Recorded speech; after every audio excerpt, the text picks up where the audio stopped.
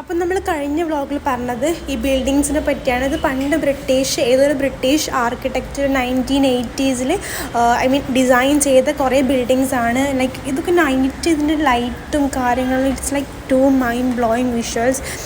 And അത് കഴിഞ്ഞിട്ട് ഞാൻ പോയത് ഒരു അടുത്തുള്ളൊരു ബീച്ചിലാണ്. ബീച്ച് ഭയങ്കര ക്രൗഡഡ് ആയിരുന്നു, നാട്ടിലൊക്കെ പോലെ തന്നെ ഭയങ്കര ക്രൗഡഡ് ആയിരുന്നു.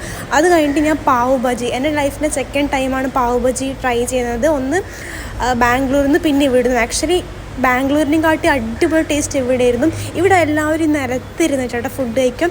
അപ്പം ഒരു പായ വിരിച്ചിട്ട് കുറേ കുഞ്ഞു ഷോപ്സും കാര്യങ്ങളും അടുപ്പിച്ചിട്ടുണ്ട്. അവിടെ ഭയങ്കര റഷായിരുന്നു, പല കൈൻഡ് ഓഫ് ഫുഡ് ഐറ്റംസ് ഉണ്ടായിരുന്നു.